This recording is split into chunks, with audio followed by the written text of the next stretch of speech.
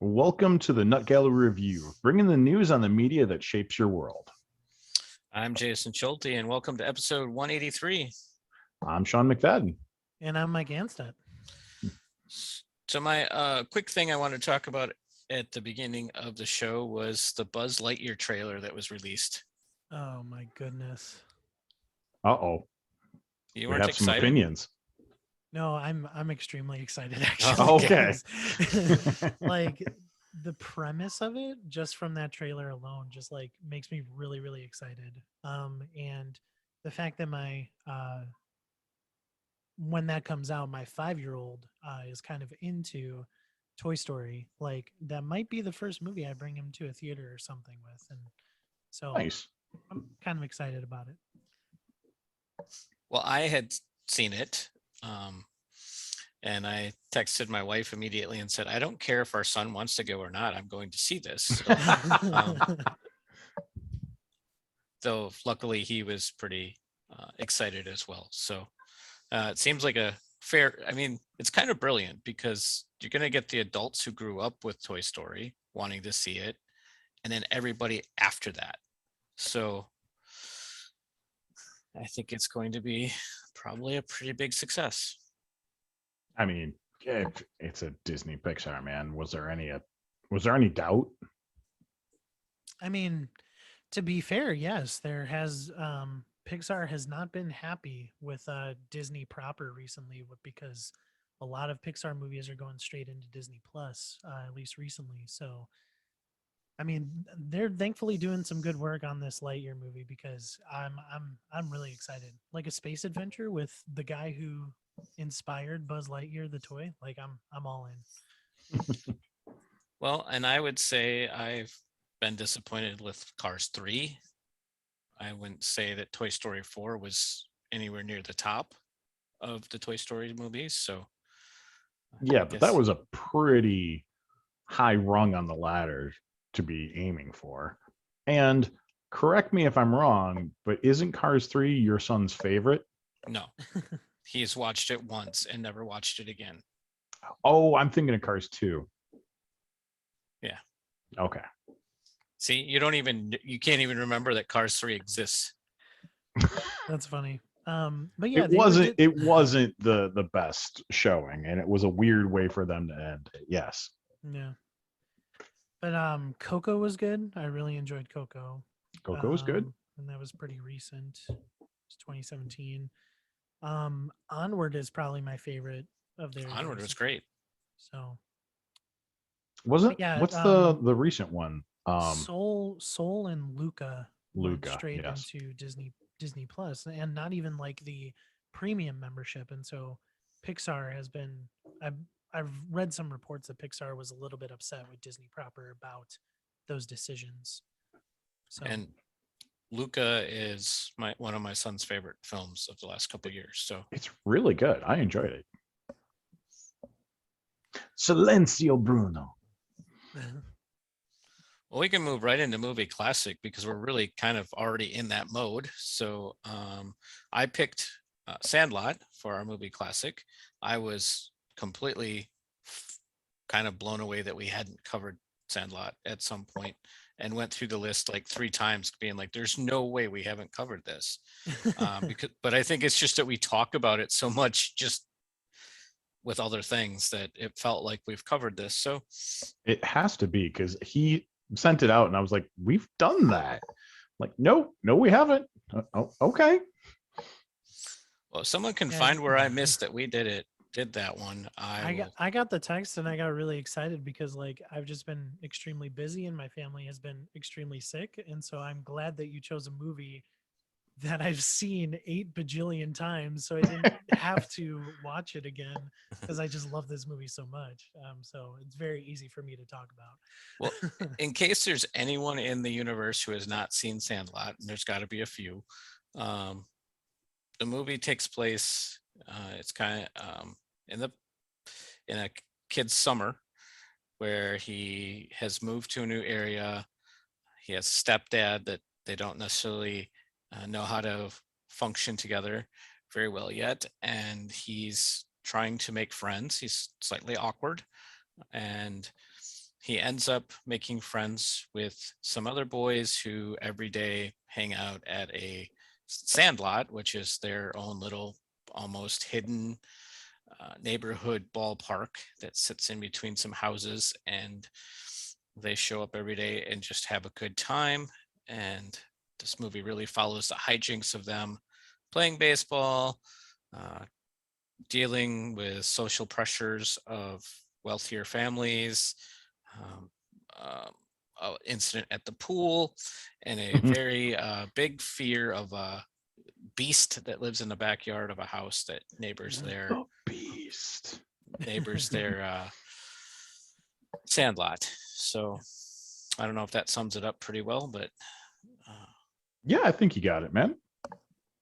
Yeah, I mean, down to its core, it's a new kid moves in, and Smalls, and it's just he happens to live next to one of the most popular kids, and they needed a ninth player for their baseball team. So basically it. yeah, and he starts out, he doesn't even know how to put the glove on, let alone doesn't even own a baseball hat. Oh my, that perhaps is the cringiest part of the movie, though, of him just like everyone kind of like looking at him like, come on, you can do it. And then him just like completely not understanding how baseball works and like throwing or anything. He's running the ball in. You're like, oh. Oh, see, I thought you were gonna say that hat. That hat is like the Oh my God. cringiest. Can we talk for that? About a minute for that Okay, hat. why is that hat's bill the size of the Oh. Sears Tower? Like it's just it's huge. Oh. Although it does set up one of the probably the best throwaway line in the movie. Like, hey, Smalls, yeah, you got a fireplace? Yeah. Why don't you throw that hat in there? Oh, so good. The only thing that I would say it's not a big part of the movie, but it does show the kind of the character of the movie a bit is it's set in 1962. So, it's um I think if nothing else, back when baseball had a bit more popularity, and you can just see the way everything is, the cars and everything like that, and it adds a nice little character to it. I think the movie would be the same if it was set in a different time, but it just so happened to be set in 1962. All right, Jay, you picked it. Why don't you tell us why you picked Sandlot?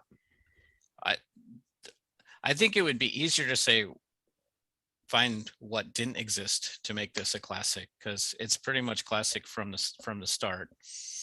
I was just going to quick go through the characters. You already mentioned Smalls. Then there's Rodriguez, who's kind of the leader of the pack, and in a way takes Smalls under his wing a little bit, helps build his confidence in things. You have Hamilton Porter, Squints, yeah. Denuez, and I'm missing some Tommy Repeat and Timmy. Is that it? There's Benjamin or Bertram Grover Weeks. Yeah, there you go. So they're the ones playing baseball. And why I picked this is and you have James Earl Jones. Yeah, James Earl Well, Jones. yeah, but And you have Dennis Leary as the stepdad. Yeah. Bill. So why it's a classic, you have some of the most repeated lines in movies come from this film. Everybody knows who Smalls is. You can't hardly Smalls. You can almost I've heard multiple generations of people repeat the how to make a s'more line. Take the gram. Yep. It kind of fits in the style of movie that A Christmas Story is, where it just brings so many different little elements together to make a really good film. And you have the banter between Porter and the rich kids "You play baseball like a girl." And how many of those lines have you used when you were wanting to antagonize somebody? Lint liquor. Yeah. On that same note, I don't know how many stadiums do that, but I know the last time I was watching a Milwaukee Brewers game, the putting down the face mask, play ball, starting off the game. I'm like, how does he know how many stadiums he's in? Because I'm sure it's got to be more than just Milwaukee. But yeah, as Jason alluded to, I could have sworn that we've covered this one already, and I think he's got it right that we've talked about it enough that we just assumed. The one thing in rewatching this, because it's been a few years for me since I had seen it, as we're watching the movie, all of a sudden, Dennis Leary. I'm like, Dennis Leary's in this? James Earl Jones. James Earl Jones. Oh, right. And I'm like, wait a minute. You've got some higher named actors in here, and they're kind of big parts, honestly. No, the kids really are the center of the show. They are, and they're the center of the story. Absolutely. I think looking back on it, and kind of taking a little bit of a critical eye to it, is just how the story is flavored a little bit from the kids' fear of the beast. And we know now that some animatronic stuff was done and everything like that, but just how larger than life and just gigantic and growly the junkyard dog next door is, that this thing's got to be the size of a lion, and he ate a kid and all this other stuff. And it that shapes almost all their interactions there. To kind of go to a mid part in the story there, Smalls loses his stepdad's baseball that's signed by Babe Ruth in the Beast's yard, and it's probably about a good quarter of the movie of them trying to retrieve this ball. And that's when all of the Beast antics pop up there. And while the character interactions between the kids and everything is amusing and enjoyable, I think them reacting to the Beast has got to be the funniest part in the movie for me. Mr. Mike? Yeah, if you guys are watching the video version, I have a poster in the back of me, and that's the Goonies. And the reason why the Sandlot hits so well with me is because it's a ragtag group of kids who get into some hijinks, and we follow their life basically. And so I love these types of movies. Sandlot is no exception. It is a downright classic. I mean, Jay, you hit it on the head. I don't think anybody can actually say with any amount of truth that they have not said "you're killing me, Smalls" within the past year. Like there's no shred of truth to that. I do not believe you. We will take this to the court of law if you have not said that. It's iconic. There's iconic scenes. I mean, Squints trying to get a kiss from the lifeguard. I mean, you got that. You have this. You have the scene where, as you guys already said, where they're throwing insults at each other. You have the scene where there's these dumb kids who get a bag of chaw and they ride a roller coaster, and they and they throw up because they realize how bad it is. But then you also have the scenes, which is what's really cool about this movie, is that like the back like 30 minutes, 30, 40 minutes of this movie is how are they going to get a quote unquote priceless ball back from a dog? And because of these nightmares that they've been having of the beast, they imagine him just causing so much havoc on these contraptions that they make. And it's really hilarious that the creators of this film just like completely exaggerated the plausibility of what this actually is. And then all of a sudden at the end of the movie, spoiler alert, sorry, if you haven't seen The Sandlot, I don't know what you're doing. Then you just get this like you get James Earl Jones, Mr. Myrtle, who is literally not a bad dude, and they thought he was a bad dude. And he says, "Oh, you mean my dog? Like he's got a bunch of baseballs here for you, you know." You know, it's just a fun movie from start to finish. I don't think you are going to go into The Sandlot and not find yourself enjoying it. Like I don't know who you are if you don't. Well, to tack on to one of your points there, Mr. Mike, um, the movie that it reminded me of a little bit, and I figured out why a couple minutes into the movie, was the Mighty Ducks.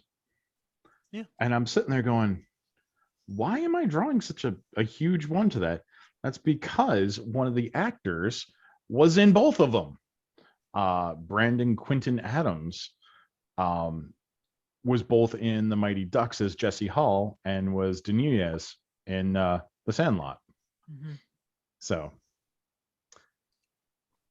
wanted but to- anyway, I wanted to mention real quick that that it's directed by David Mickey Evans. He also wrote it, and he also is the narrator of the film. And so I didn't know that part. So the narrator is he really sets up that scene with the lifeguard and the pool, because through the narration he's building that scene. And so I think that maybe that's overlooked a little bit, is just the brilliance of that part, because he's building up like not even that, Jason, but the narrator is Smalls. Like it is Smalls recollecting all these stories and retelling them from his point of view too, which is another cool insight. yeah. So like the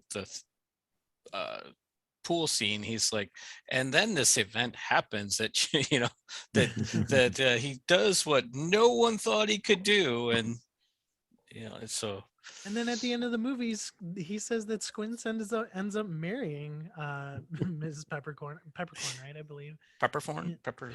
I think it's Peppercorn, if I'm not mistaken. And then Wendy Peppercorn or Peppercorn, one of those. He ends up marrying her at the end, all because of this. All right. He literally says, "I've had enough of this," every single summer. And here's this high school senior, whatever. Like, I don't know how old she is. And here's this like 8-year-old just trying to get a kiss from a lifeguard. Yeah, Marley Shelton is Wendy. Yeah. So, and I'll even go into the ending. Of course, these movies like this, and Stand By Me was kind of like this as well. This was the only summer that this really happened, right? After this summer, a couple disappear and a couple more move on, and pretty soon their group isn't there. Yeah. And then they fast forward to the future, where you have Smalls announcing and Rodriguez playing professional baseball, and this last encounter, though.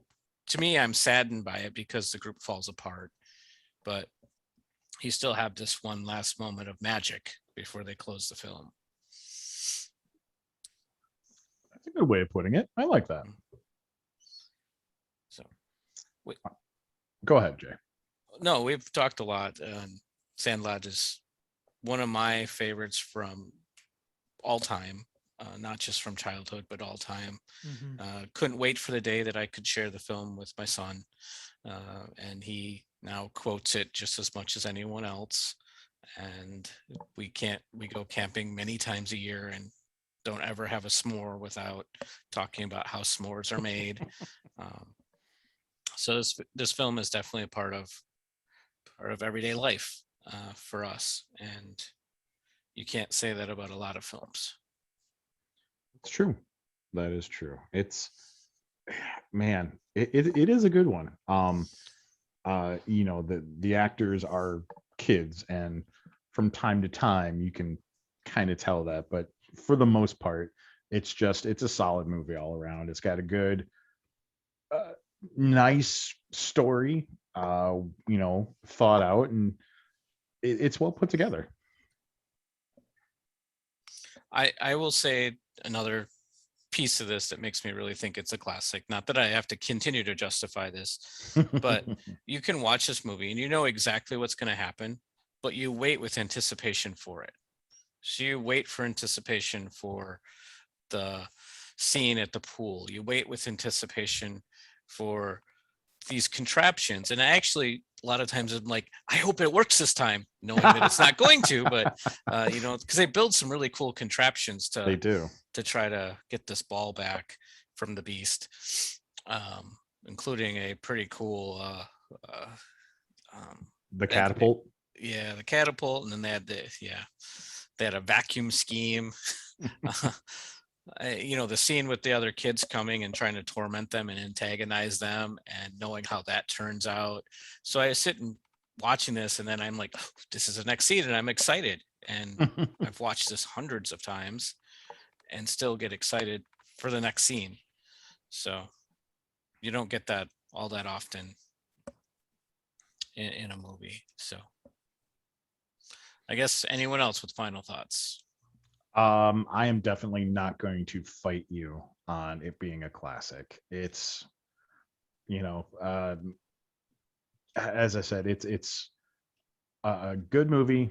You can do this movie with the whole family, and there's no issue with anything there. And it's a good story. The characters are pretty well thought out, and they pretty much, the big thing that I'll point out is they act like a group of boys about that size would act. And it's, everyone doesn't really have a name. They've got a nickname of some kind. And yeah, it's a classic, and it deserves to be so. And I'll mention just one more quick scene. So everybody else enjoys fireworks for fireworks. These boys enjoy the fireworks because that lets them play under the lights.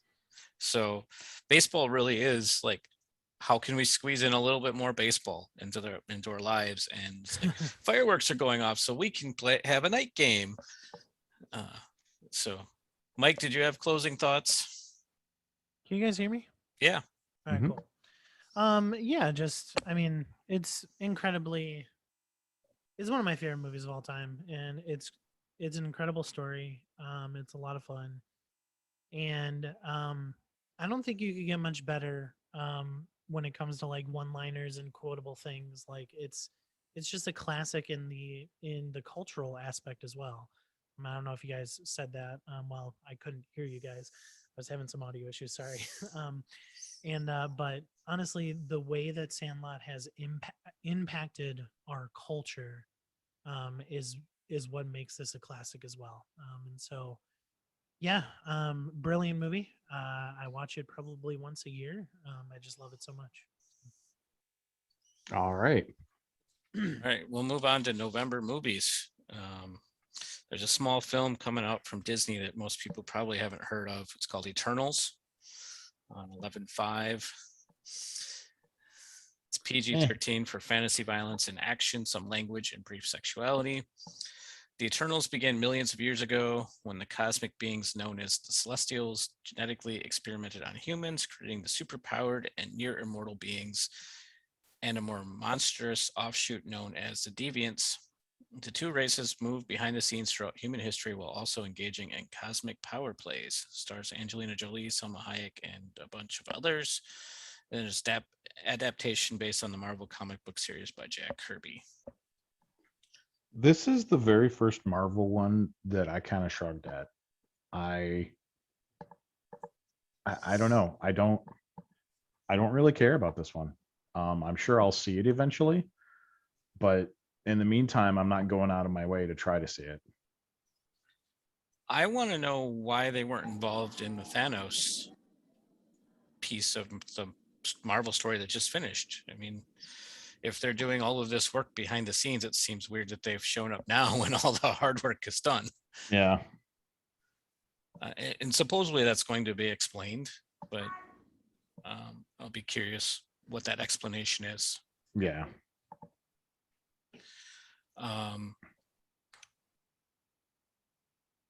If you're talking to us, Mike, we can't hear you. All right. Clifford and the Big Red Dog on 11/10. It's in theaters and Paramount Plus. It is PG. When middle schooler Emily meets a magical animal rescuer who gifts her a little red puppy, she never anticipated waking up to find a giant 10-foot hound in a small New York City apartment. This is a live action CG hybrid based on the children's book by author and illustrator Norman Bridwell. And I always enjoyed the Clifford books as a kid, but the stories were always fairly short and fairly self-contained. I'm not sure how they're going to make a full-length feature out of that, but we'll see. Yeah, I'm not so keen on this one. I think I kind of like the whole idea of Clifford is the dog grows to the size of it, how much it's loved. So that's what makes it so ginormous. So I'm just not, I don't even really like the red they use in the dog. It's not really like a red. It's more of a maroonish color, weird thing. Yeah. But on 11/12, Belfast, a personal story of one boy's childhood during the late 1960s. This was said by the director Kenneth Branagh on it. This is my personal film. It's about coming home, a dramatic journey of excitement, emotion, and humor. And it stars Judi Dench. Also on 11/12 is Love is Love is Love. You got that? Got I think it. I got it. Tells 3 stories that explore love, commitment, and loyalty between couples and friends. Film has 3 parts, all with their own stories. Can't argue with that. 11/19, Ghostbusters Afterlife. PG-13, supernatural action and some suggestive references. A single mom and her 2 kids arrive in a small town. They begin to discover their connection to the original Ghostbusters and the secret legacy their grandfather left behind. Stars Sigourney Weaver, Dan Aykroyd, Paul Rudd, and is directed by Jason Reitman. I'll be there. I want to see this. I've avoided any of the trailers or teasers or anything like that because I want to go in not having seen any of it. I am also pretty excited for this, and it looks pretty good with all of those. At first, I was a little concerned with the let's just move on and start like a new generation of Ghostbusters type-ish feel, but I don't know that it's really that. So I'm kind of excited. It's kind of cool. I'm The curious kids, what they're going to do. since you avoided all the trailers, I guess I won't say anything that will potentially spoil all that hard work to avoid that. 11/19, King Richard. Despite having no tennis background, Richard Williams overcomes tremendous hardship, skepticism, and his own troubled past to raise 2 tennis greats, players Serena and Venus Williams. They do not play themselves in the movie. They do have actresses playing them. Yeah. So I thought it would have been cool if they would have played themselves. I'm sure there's a cameo or something in there. 11/24, Resident Evil Welcome to Raccoon City. R for strong violence and gore and language throughout. Once the booming home of pharmaceutical giant Umbrella Corporation, Raccoon City is now a dying Midwestern town. The company's exodus left the city a wasteland, with great evil brewing below the surface. When that evil is unleashed, a group of survivors must work together to uncover the truth behind Umbrella and make it through the night. I thought we weren't doing the Resident Evil movies anymore. Am I just wrong on that? Okay. All right. I'm wrong. Move on. You are wrong. So this is like more. This is more of a like video game adaptation movie. So versus the other ones. It kind of, this has a different feel to it. Yeah. 1124 is Encanto. Tells a tale of an extraordinary family, the Madrigals, who live hidden in the mountains of Colombia in a magical house, in a vibrant town, in a wondrous, charmed place called Encanto.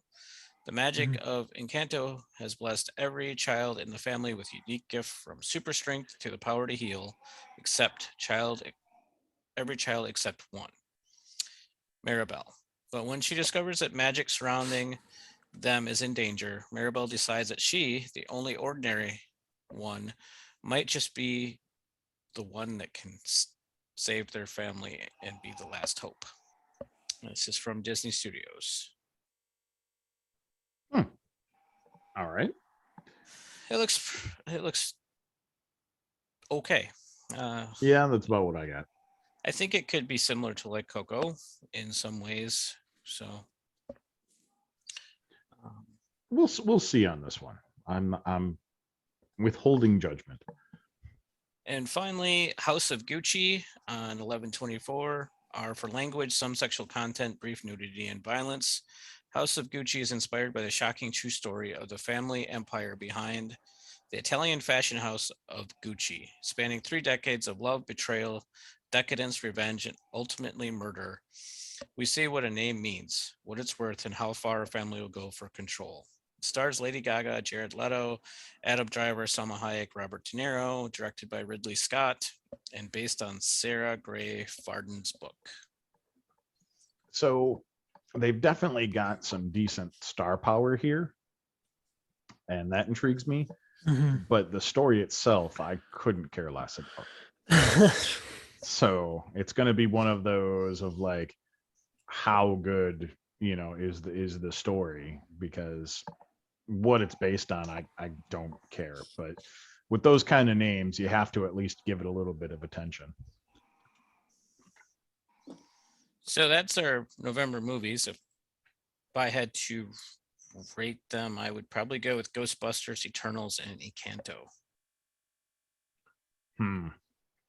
Ghostbusters and Eternals, I guess, but they're not. Eternals isn't real high on my list, but Ghostbusters I want to see. Yeah, I'm all for the Resident Evil movie and Ghostbusters. I am still in flux on like putting more energy into the MCU, so so we'll see about Eternals. So. All right, that brings us to home video releases and streaming. All right. So our first week here in November, we have Pig, starring Nicolas Cage. Man hunts for his stolen truffle pig. He'll do any movie, won't he? Nicolas Cage? Yeah. I'm sitting there watching this with my fiance, and she's like, is this gonna be John Wick with a pig instead of a dog? I'm like, no, I don't think so. As it's going on, I'm like, well, maybe there's parts of it. We have 9 Days. Soul's Audition for Life. Now, I may be wrong on that, but that's what I got from the trailer there, and that is what it seemed like. Week of November 9th, we've got Respect, the story of Aretha Franklin. We have 4 Good Days. Mother tries to help her addict daughter get clean. Seems there is a experimental drug that will basically prevent her from getting high, but she has to be clean for 7 days before she can try it. So she's been clean for 3 days and she has to get 4 more days. A Gift from Bob. It's also been called A Christmas Gift from Bob. A former homeless man is struggling to keep his cat. Looks like some agency is trying to take it away from him. Old Henry, man on the prairie, defends his home, set in kind of the Old West. Week of November 16th, we've got some of the movies you've probably heard of. We've got Jungle Cruise. I enjoyed Jungle Cruise. Yeah, It's pretty good. Yeah. Nice. It I had didn't see that.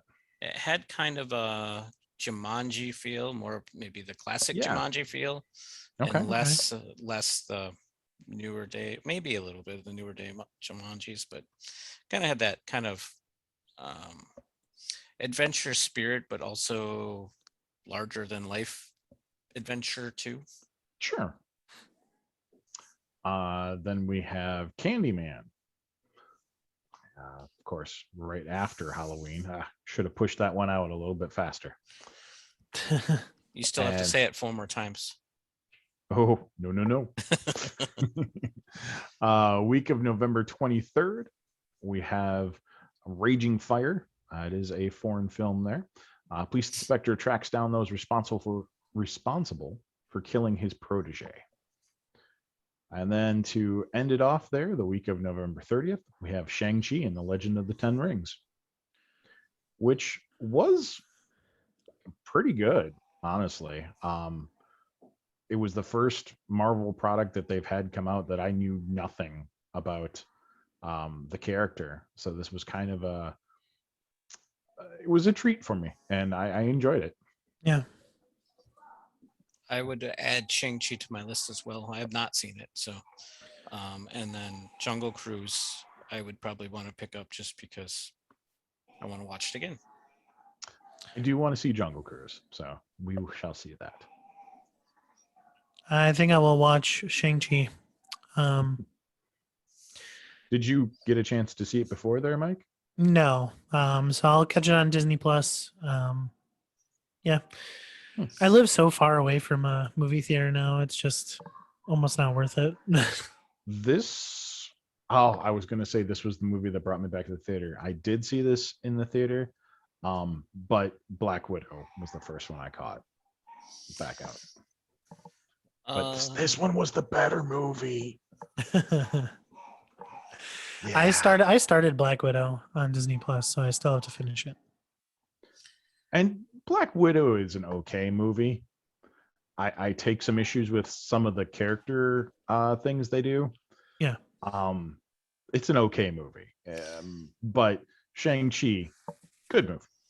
Well, I was going to talk about Black Widow later because I watched it on the plane, but I can chime in now since we brought it up. But All right. I thought I'm it pretty sure it's snakes on a plane, not spiders on a plane. Oh my Yeah. God. Yeah, I thought it was just really discombobulated. It felt like it didn't flow like other Marvel movies did, but I know what they were trying to do. I just not convinced they did a very good job at it. All right. So I'll sound off with my big points. Jay, you are correct. It does feel a little bit discombobulated, like they weren't quite sure how to cut it together. 2, I have never had an issue with Scarlett Johansson's portrayal of the Black Widow. I thought she's done a great job through and through. This was the very first time that it kind of felt like ScarJo was kind of phoning it in on this one.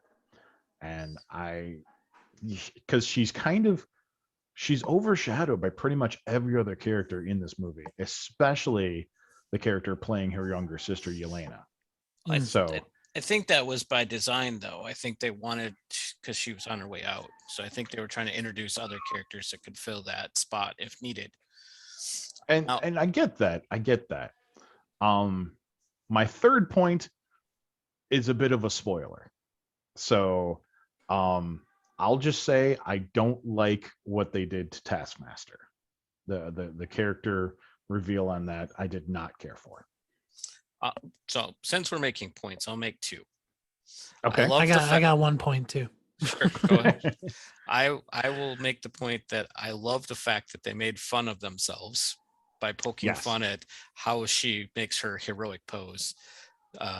So I love that. That maybe was the highlight of the film. And then I will also say that Rachel Weisz is amazing and hasn't aged a day in 20 years. So She's still gorgeous. so whatever she's doing, she should market and sell because it's working.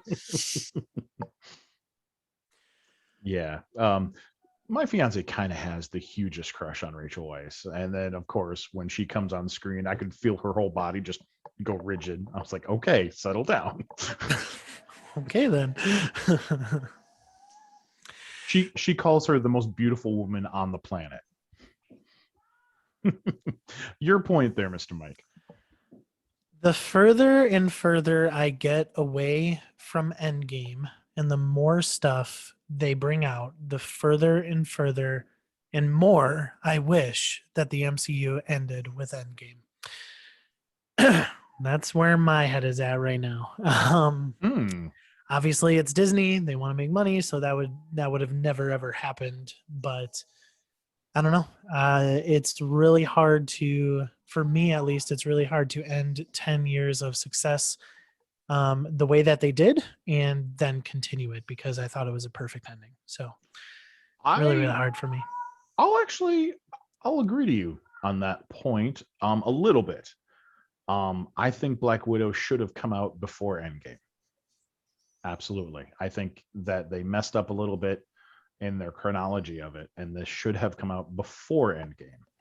Now, that being said, I like that they're kind of closing that chapter on those hero stories and then realizing that there are other heroes' stories to tell. And I don't personally mind that. It's just the fatigue has settled in. And especially with my disappointment with Loki, like we've talked about it before, but I was disappointed, and yeah, so I'm actually really looking forward to the Hawkeye series. I'm hoping I enjoy it. So yeah, we'll see. And you and I disagree on the Loki series. I just hope they don't overplay in the Hawkeye series the Black Widow's sister coming after him. I hope that becomes a very small segment of that series, not the focus of the series. But I don't know. We'll find out. But I have a feeling it's certainly got a part to play. Well, I'm sure it has at least. I'm hoping it's smaller than larger. But we have gone way off topic. So let's get back on topic. Mike, hit us with the video games for November. Yeah, guys, there are so many in November that I'm just going to hit you with the high level ones, the high profile ones. So here we go. That sounds good. We're starting with the most high profile of November, obviously, Just Dance 2022. Coming to all the things, including Stadia. So yeah, and yeah. I mean, if that's how he starts his time, we might as well just put over headphones and just walk away, because this is done, man. The new DLC for Animal Crossing New Horizons comes out on November 5th. So a lot of people looking forward to that. Call of Duty Vanguard comes out for all the things except Nintendo stuff, November 5th as well. The Disney Classic Games Collection, which has Aladdin, Lion King, and The Jungle Book from the SNES and Genesis era. Those were great games. Those were great games. Yep, comes out November 9th for the PlayStation 4, hell, Xbox One, too. Switch, and PC. Yes, extremely hard. Football Manager 2022 comes to Xbox One and PC on November 9th. That is also coming straight into Game Pass, I believe. So if you want to check that out. Forza Horizon 5 comes out November 9th for the Series X and S, Xbox One, and PC. Man, am I stoked for this game. Really, really looking forward to it. Jurassic World Evolution 2, Jason. I know you were a fan of the original, so the new one comes out on November 9th as well. Every system except the Switch. Grand Theft Auto, the Trilogy. the definitive edition. The definitive edition comes out on November 11th on all the systems, including Switch. So yeah, How smart of a move is this? I mean, extremely. come on. It's Um, taking your three most popular, remastering the graphics and just letting them fly. It's yeah. it's Skyrim level genius. So this is Grand Theft Auto 3, Vice City, and San Andreas. Andreas. Okay. Yep. Now, the trailer that they released looks actually really good. Well, yeah, for what because they did. show the original game and then they do the slide bar to the new graphics, and I'm like, Yeah. oh. And so they did as much as they could, obviously, for PS2, Xbox era video games for sure. But like the two things that caught my eye. One, in the original GTA 3, you could not tell that your protagonist, antagonist, however you played, had a face. And now you can. He had a face. It was just you couldn't really tell, and now he has facial features. And then on top of it, the second thing is that they're bringing more modern controller sensibilities to the game, and so I think it's going to be a really, really awesome way to experience these original. Wait, is that going to make the races harder? Because some of them are damn hard. Who knows? Some of them are hard. Yeah. And I 100% completed 3 and Vice City. I never got there with San Andreas. So there was 100% San Andreas. That's 83 plus hours. Like it's a lot of time. That's best case scenario. Yeah. But Vice City was my favorite. That was so fun. I agree. Just to mention Grand Theft Auto San Andreas, the definitive edition is coming to Xbox Game Pass. So, but just that game, not the trilogy. And then GTA 3, the remaster, is coming to PlayStation Now. So if you have those subscriptions and you're listening, you do get those games right on day one. But if you want the full trilogy, go ahead and buy the game. All right. I'd just be worried with that soundtrack, man. When you hear a song from Vice City come on the radio, and then suddenly you just start cruising along, and then you look down at your speedometer and realize, oh crap, I'm going way too fast. Well, unfortunately, not a lot of the original soundtrack was able to be used because of licensing. So, at least in GTA 3, I know they're bringing the full gambit of Chatterbox Radio. So there's that, but a lot of the music they weren't able to get again. So, but I digress. Star Wars: Knight of the Old Republic. Yes, the original one coming to Switch November 11th. Any up-graphicing on that? No, it's literally the original iOS port. When they made the iOS version, they're putting it on Switch. Sean, speaking of Skyrim Special Edition that comes to the PlayStation 5 and Xbox Series X and S on November 11th. And if you do own the game already, I believe you get a free upgrade. So enjoy that, everybody. It's just funny. Because this is what now it's we're closing on the 10-year anniversary of it. Yeah. 11/11/11. Yep. So on 11/11/21, 10 years anniversary, you'll get the 18th version of this video game. Is it only 18? And that was, I think it was a slight exaggeration. Oh my anyway, God. I'm running fast, or actually slow. Shin Megami Tensei 5 comes to the Switch exclusively November 12th. That's a very beloved franchise. If you don't know what it is, just think adult Pokemon. Let's see. Next on the list, Bloodrayne 2 as well as Bloodrayne are being remastered for newer consoles on November 18th. Battlefield 2042 comes out on November 19th on all the consoles. A remaster of Pokemon Diamond and Pearl called Brilliant Diamond and Shining Pearl are coming to the Switch on November 19th. So that looks good. I don't know about the game, but I like the names. That's a nice play on words. Sean's game of the month, Farming Simulator 22, comes out on all the things. This is my current game of the year, so I am going to say it because it's already been out on Xbox, but November 23rd, Death's Door comes to PlayStation 5, PS4, Switch on November 23rd. Fantastic game. Go play it. Yeah.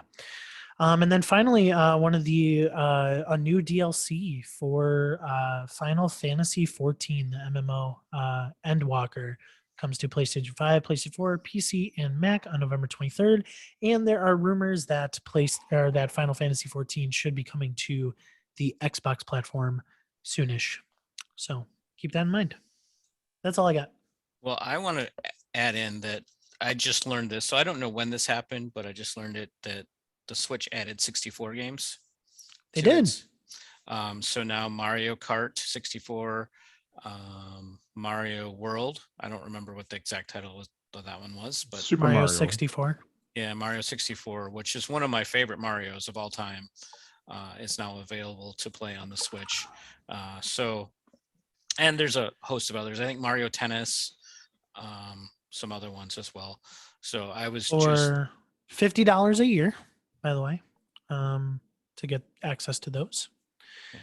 And it also includes Sega Genesis games. Dude, yeah. I was just playing Super Mario, or not Super Mario, Mario Kart 64 with my daughter yesterday. So that's kind of exciting that you can do that all in one unit now. I'm not really keen on the $50 a year price tag, but I'd almost rather them just sell it to me as a for a fee and not have to Yeah, pay. a lot of people are reporting that the games themselves do not run really well on the emulator. So yeah, it's certainly definitely consider the $50 before you spend it. That's for sure. All right, that brings us to what have we been up to lately?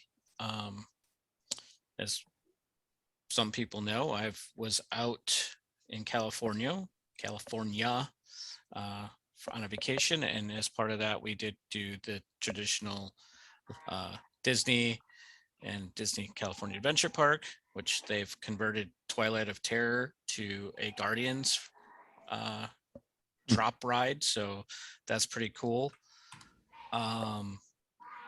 While we were also out there, we did stop by Warner Brothers Studio, and had a tour of the actual studio. They took us. We got to sit in front of the Friends Fountain, sit on the Big Bang couch, sit in Central Park from Friends. We got to see where in Batman with Michael Keaton when the Joker's outside of the courthouse, we got to stand on those steps. It's still there. They film all of their courthouse scenes there. And got to see American Hero. It's a new series that's out. Got to see the set of where that's filmed. So it was really cool that we're actually on a working studio. And then at the end of the tour, you got to walk through their DC and Harry Potter areas. And in the DC area, their Batmobile, all the costumes were there, so you got to see them. And then in Harry Potter, you got to actually like uproot a thing that the screaming plant. I can't think of the mandrakes. Is that what they're called? So yeah, it was really cool to see all those things. While there, we also did drive around the mountain because Burbank is on the other side of the mountain, and that's the other side is where the Hollywood sign is. So we did drive around and see the Hollywood sign and did walk up and down the Hollywood Walk of Fame. So all movie goodness. And then Friday we went and saw Ron's Gone Wrong. I know that Sean, you were a little skeptical of this one, but it came out better than I thought it would. Really? And maybe going in with zero expectations, it was better than I thought it would be. But my son really latched onto it because it's about a boy who doesn't fit in, and Right. he's the only one that doesn't have this special robot that lets you connect with everybody else. And when he does get one, it's because his dad bought it in an alley after it had fallen off the truck, so it wasn't right. And it wasn't connected to the network. And he teaches this robot to be a friend instead of it using AI to figure out how to be a friend. So he teaches it, and then actually, that's the guy who marketed the robots isn't happy because he's not able to capture how to target him with ads and things. Gotcha. How to market to him. So they were really glorified robots to collect purchasing information. And there's also some stuff with like over reliance on social media and things that kind of go along with the story of you can build up 30,000 followers or 30 million followers, and then all of a sudden a viral video comes out of you like getting pooped out of a dinosaur, and all of your fans turn against you. No, jeez. You become poop girl. So I'll say Big it has yikes. to be a rhino. Jim Carrey proved that. we did stop by the San Diego Zoo while in California and did see a rhino, but no Jim Carrey getting pooped out of it. So Aw. Well, there you go. Well, all done? Yeah. Okay. It's nothing too exciting for me here as far as reading. I've been reading a collection of short stories where it's usually the theme is that nothing is ever or things are rarely black and white. There's always shades of gray. Even like, the worst monster has got some sort of, thing there that proves that he's not entirely, evil. It's there are shifting shades. So it's been an interesting read. As far as video games, fired up an old favorite of mine, Pax Imperia, playing that a little bit. Playing a new game called Wilder Myth. It's kind of like take Paper Mario and XCOM and set it in a fantasy setting, and that's kind of where the play style of it is. Though the big hook is that time is passing. So you finish a chapter, and then like 10 or 11 years pass. So your characters are like, have their lives and everything like that. And they're like, okay. And, so you get the sense that like, hey, yeah, your big, strong heroes that you started the game with, they're going to get old and retire eventually, and you have to, put some work into your younger, newer heroes to make sure that they're going to be able to pick up the torch when these older heroes are passed. Mhm. As far as TV shows and movies, my fiance, of course, it being October, has been on the spooky movie kick. We just last night took the TV out on the deck and watched Hocus Pocus out there. And as far as shows, I've been rewatching Star Trek Deep Space Nine. And for those of you who know, I'm now at the end of season 4, so Dominion War in full swing. And yeah, that about sums it up. Though I will mention, just because those of us here might know, I did pick up Berserker, which is the first graphic novel written by Keanu Reeves. So haven't started that yet, but it's right there. Well, there you go. So interested to crack into that. Cool beans. Mr. Mike? Yeah, I've been on a Halloween kick. because Halloween Kills came out, and so Halloween is my favorite horror film franchise. The original Halloween 1978 is my second favorite movie of all time. Have And you so seen Halloween Kills? yeah, oh yeah, I've What- watched it 3 times. So, what's your opinion on it? My opinion is this: it is a very, very, very, very good Michael Myers movie. It is not my favorite Halloween movie, and that has to do with just like the characters in Haddonfield. But other than that, like, man, to see Michael be brutal and just like it, in, incredibly tense and scary, like I loved it. The So reason I ask is because I have another friend who's a big Halloween fan, and they said that they hated it.